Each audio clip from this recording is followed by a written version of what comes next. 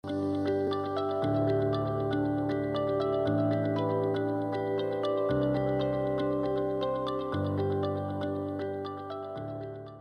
mí es un gran honor estar presente en este encuentro de la Sociedad Interamericana de Prensa.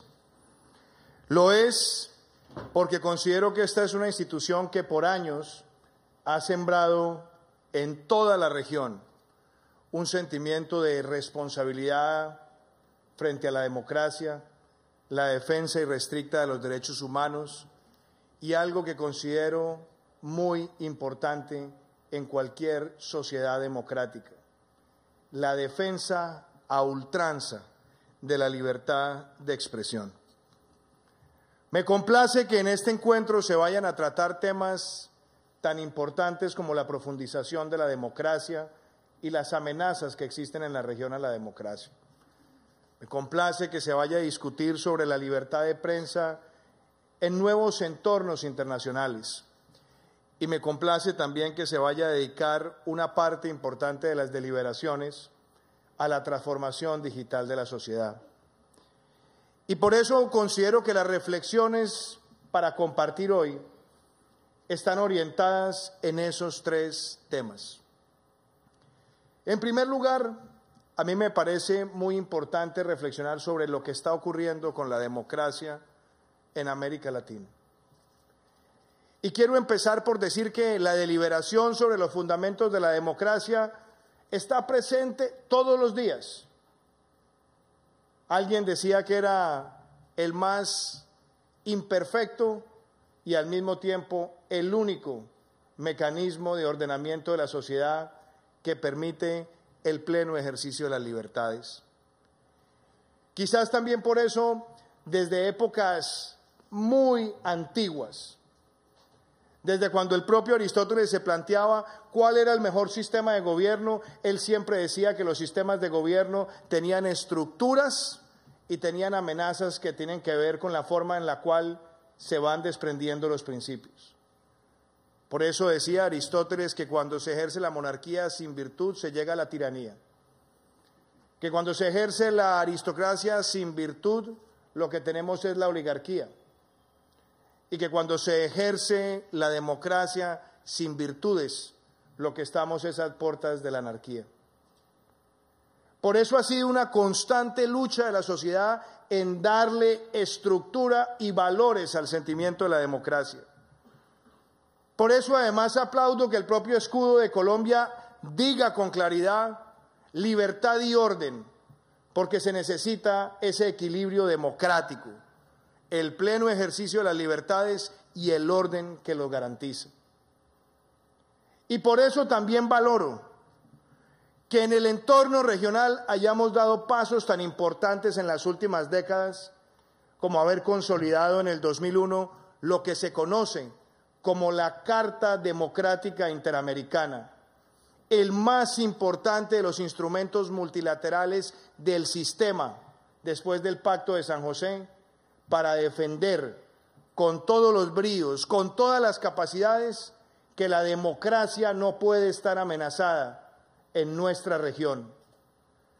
Y justamente por eso es que quiero traer hoy, como forma de reflexión, que no podemos seguir siendo indiferentes cuando se presentan cambios drásticos en las reglas de juego que nos conllevan a la erosión de la democracia.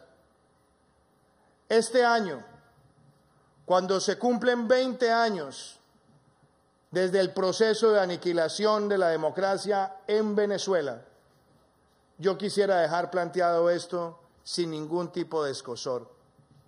Lo que empezó a vivir Venezuela hace 20 años es lo que podríamos denominar una dictocracia. La constitución de un régimen que tenía como propósito el debilitamiento de todas las libertades y que llegaron por las rendijas de la democracia hasta doblegar por completo todas las libertades de un pueblo. Y para nadie es mentira lo que hoy vive ese país, producto de ese deterioro flagrante, deliberado y propio de los más abusivos regímenes totalitarios.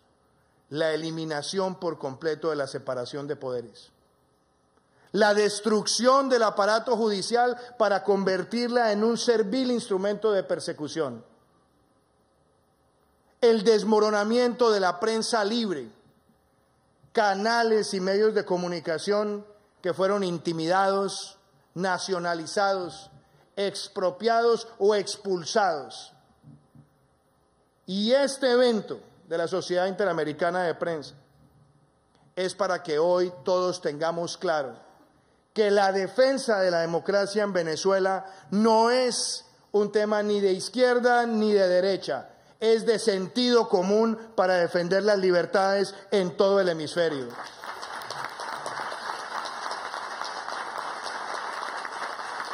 Para nadie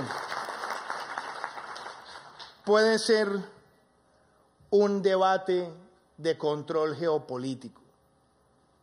Algunos han tratado de llevar la discusión de lo que ocurre en Venezuela como si se tratara de una disputa de balances geopolíticos propios de la Guerra Fría. No. Lo que hoy tenemos que hacer todos frente a Venezuela es defender a ultranza la democracia, los derechos humanos, la separación de poderes, la prensa libre. Y lo hacemos no porque haya ningún interés de dominio político, lo hacemos por coherencia y por congruencia con la Carta Democrática Interamericana, y en lugar de especular cuánto durará, cuántos meses pasarán, qué ocurrirá mañana, lo que tenemos todos es que asumir el compromiso de hacer todo lo que esté en nuestras manos, en el marco de la legalidad, en el marco de la diplomacia, en el marco de la presión con la expresión libre, para que caiga ese régimen y Venezuela pueda volver a soñar con la esperanza y el orden institucional. Esa es la tarea que la Sociedad Interamericana de Prensa ha cumplido y debe seguir cumpliendo con los gobiernos que estamos comprometidos con la defensa de la democracia. Y por eso es tan importante cuando se habla de los nuevos vehículos de integración regional que tienen ese propósito. Colombia ha sido un país que históricamente le ha apostado al multilateralismo. Lo han hecho muchos de mis antecesores. Y lo hicieron porque reconocen en el multilateralismo una oportunidad para sembrar canales de entendimiento, para que perduren las ideas por encima de las transiciones políticas. Y quizás por esa misma razón es que desde el primer momento en el que llegué a la presidencia, no tuve ninguna duda en expresar públicamente que si bien nosotros defendemos el multilateralismo, no podemos seguir siendo consuetas de organizaciones que se crearon y terminaron siendo cómplices de esas fracturas en la democracia. Y por eso, desde el mes de agosto pasado, presenté públicamente el retiro de Colombia de UNASUR, porque fue constituida como una herramienta para fracturar el sistema interamericano. Pero lo más grave, para guardar silencio cómplice frente a los atropellos que estaban ocurriendo en muchos países. No puede ser que existan organismos multilaterales que guarden silencio mientras se están acallando los medios de comunicación o se suspenden la emisión de canales o sencillamente se aglutinan todos los poderes públicos para complacer los caprichos del gobernante. No puede ser que se guardara silencio frente al aniquilamiento de las libertades económicas y no puede ser que se guardara silencio cuando se estaba dando resguardo y protección al terrorismo en territorio venezolano.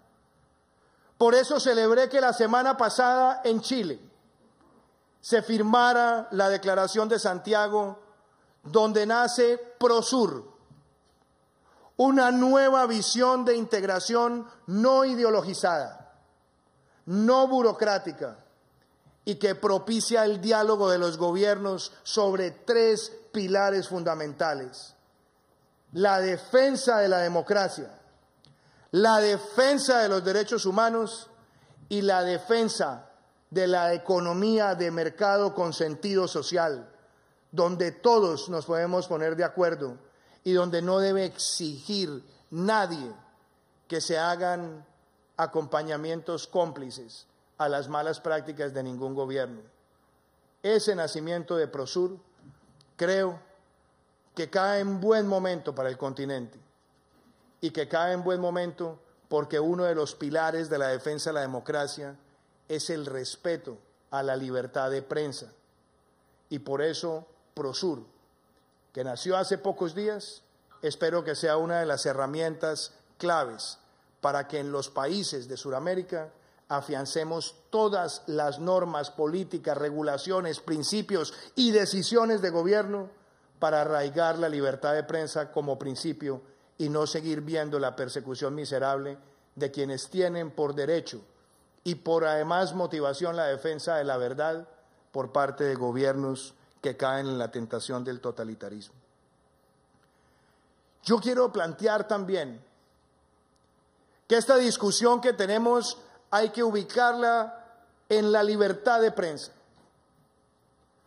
Porque muchos de los gobiernos que empezaron como democracias y cayeron en la tentación de la dictocracia y se han ido constituyendo en regímenes totalitarios, tienen como uno de sus principales objetivos el amedrentamiento de quienes defienden la verdad.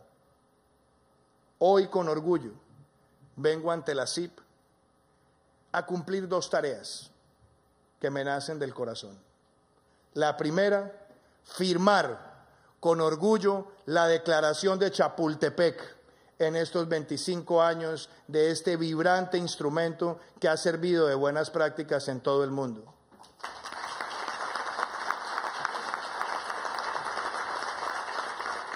Y en segundo lugar, venimos hoy como Gobierno Nacional con la presencia del Alto Consejero para los Derechos Humanos a rendirle tributo a Nelson Carvajal. Y lo hacemos porque esta expresión que viene 21 años después de ese miserable crimen es para que quede claro que en este gobierno haremos siempre todo, absolutamente todo lo que esté en nuestras manos para proteger la libertad de prensa, para proteger la libertad de expresión y para que no quede en la impunidad ninguna agresión a quien tiene por deber la defensa de la verdad y la defensa de las libertades de una sociedad. Que ese tributo que hacemos hoy, que ese acto de reconocimiento sirva para que con la mano en el corazón digamos que no queremos seguir viendo estas tragedias en ningún país de América Latina.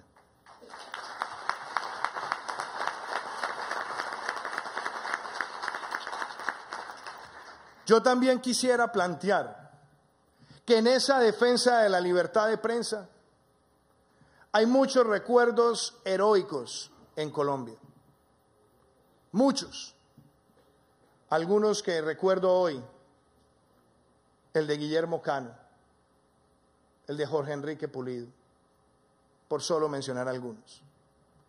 Hombres que desde sus máquinas de escribir, desde su capacidad infatigable de director de medios, denunciaron en su momento los atropellos del narcotráfico, la infiltración de los dineros oscuros en la política, que se pararon siempre con independencia ante cualquier amenaza a la sociedad para denunciarla y motivar la opinión pública para pararse en el lado correcto de la historia.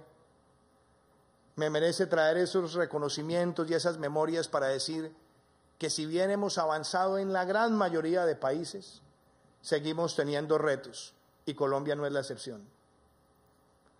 Es cierto que se han aminorado con el tiempo muchísimas amenazas a directores de medios de comunicación, pero no es menos cierto que el narcotráfico, que el terrorismo, que los grupos armados ilegales en muchas regiones del país han tratado de seguir perturbando, amenazando a quienes defienden la verdad. Y ese es el enemigo común de la libertad de prensa. El enemigo común de ustedes y el enemigo común del Estado. Porque cuando yo he hablado del principio de legalidad en Colombia es para que ningún ciudadano sienta que hay mecanismos de violencia que le limiten el derecho a expresar lo que siente y cómo lo siente pacíficamente. No podemos seguir viendo ese tipo de amenazas. Y a mí me duele cuando presencio en los medios el asesinato o la intimidación a un líder social, donde están en las caracterizaciones, en esas 21 o 22 caracterizaciones, también líderes de la prensa, de las radios comunitarias, de los periódicos de barrio, de los periódicos de alta divulgación. Todos esos crímenes nos duelen. Y nuestro deber es denunciarlo. Por eso pretendimos desde el primer día fortalecer las instituciones con el plan de acción oportuna. Después, haciendo público el se busca de muchos de los criminales detrás de esas prácticas deleznables.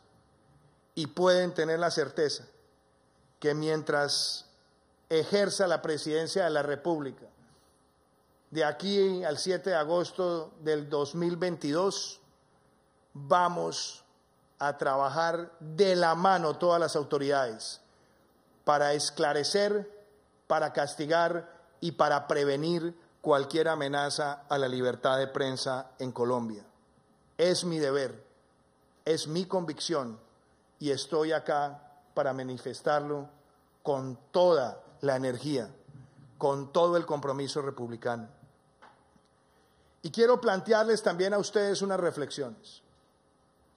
Si hablamos de la calidad de la democracia, si hablamos de la libertad de prensa, tenemos también que hablar de la transformación digital de la sociedad. Hoy estamos 12 años después de haber visto la más rápida revolución de los contenidos digitales en el mundo. En el año 2007 nació el iPhone, el Kindle, la computación de inteligencia artificial bajo el modelo Watson. Nació Twitter, llevaba un año Facebook. Nacieron movimientos como Move.org para generar movimientos ciudadanos que se expresan libremente de manera masiva. Y a partir de allí hemos visto cómo se transformó la industria de la música, la literatura, la fotografía y desde luego la forma en la que fluyen en la sociedad las noticias. Con éxitos importantísimos, y es generar la reacción inmediata del ciudadano que hoy a través de las redes sociales manifiesta lo que siente a partir de los contenidos que recibe. Hoy vimos muchos medios que están presentes acá, que aprovecharon debidamente esa revolución para llegarle a más personas con sus mensajes, con sus análisis. Pero también hemos visto cómo esas transformaciones han llevado muchas veces a que sea la calidad y la forma en la que se procesa la información la que defina cuál es la verdad que recibe el ciudadano. Y celebro que se dé esta discusión. Y celebro que se dé la discusión en medio de los debates de la inteligencia artificial, que ya hay países del mundo que están viendo agencias de noticias trabajar en un 80% en total digitalización con inteligencia artificial, reemplazando puestos de trabajo que antes tenían redactores, relatores, analistas. Hoy también estamos viendo cómo esa revolución impacta en el concepto del Internet de las cosas, en la robótica, en el blockchain, etcétera, etcétera. En el marco de una cuarta revolución industrial que nos obliga a estar preparados. Qué importante que tengamos esa discusión acá en este encuentro de la Sociedad Interamericana de Prensa. Pero no me voy a quedar allí. Yo lo que quiero plantear es que ese debate de la sociedad digital también recupere el sentido del humanismo. Porque si no hay humanismo en esta conversación, No vamos a tener liderazgos para defender esa democracia con el mismo ahínco que lo hicieron muchas de las familias aquí presentes cuando fundaron sus medios de comunicación. Si no tenemos esa dosis de humanismo, no vamos a seguir sembrando en las raíces de la sociedad la defensa irrestricta de la libertad de expresión y pudiéndola dimensionar desde edad temprana en la sociedad. Por eso, a mí me parece que este debe ser uno de los grandes debates. ¿Cómo estamos llevando estas discusiones desde edad temprana a los sistemas educativos? Ha existido un prurito en la evaluación educativa internacional hacia las pruebas PISA, que se concentran en ciencias, matemáticas y lenguaje, y eso se entiende. Pero lo que no podemos es alejar el humanismo, porque más importante que una prueba PISA, cuando se gradúa un estudiante, lo que debe graduarse también es un ciudadano con valores y con conciencia de los principios que deben ser defendidos.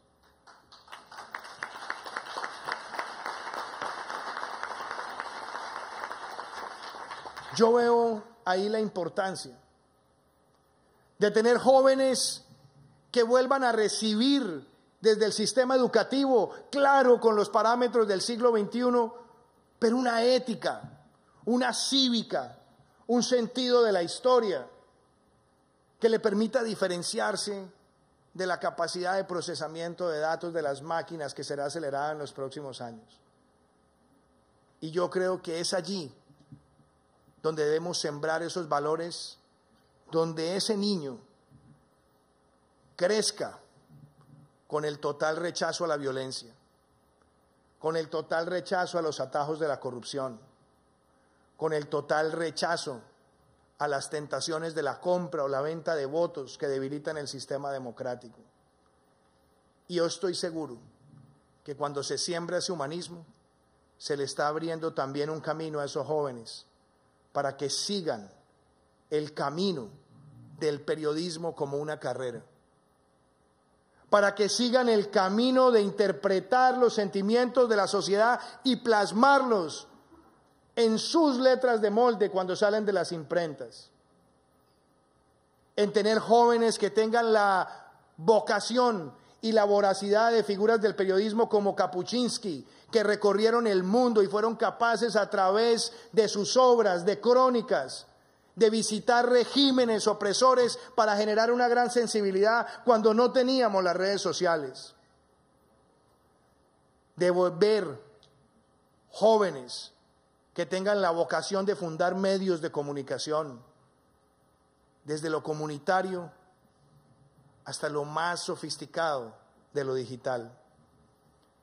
Para mí es un verdadero honor estar hoy acá y hacer estas reflexiones, porque yo quiero una Colombia con una democracia vibrante. Muchas de las acciones que yo he tomado desde el 7 de agosto tienen también un objetivo: mostrar primero que el púlpito de la presidencia no está configurado para oprimir a nadie, sino para ambientar los grandes debates en la sociedad colombiana.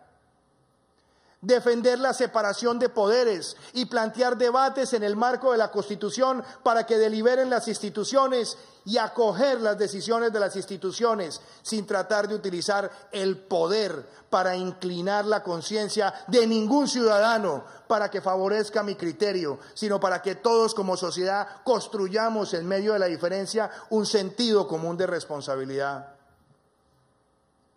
Desde hace 9 meses he tenido esa convicción: el respeto por la prensa, el respeto por los medios, el respeto por las Cortes, el respeto por el Congreso. Y por más difícil que sea cualquier debate, es preferible un debate que se agote profundamente con la independencia de los poderes y en el marco de la democracia, que volver a las prácticas de someter la conciencia de los poderes y tratar de alinearlas como si no tuvieran la injerencia por la puerta trasera del poder. Eso es democracia. Eso fortalece la libertad de prensa y eso fortalece una democracia digital. Me despido diciéndoles que firmar la Declaración de Chapultepec para mí no es un acto protocolario, ni siquiera un ritual, como lo podrían decir algunos en el ambiente de la democracia. Para mí es estampillar mis convicciones, mi compromiso con la defensa de la justicia, de la legalidad y de los derechos humanos. Muchísimas gracias.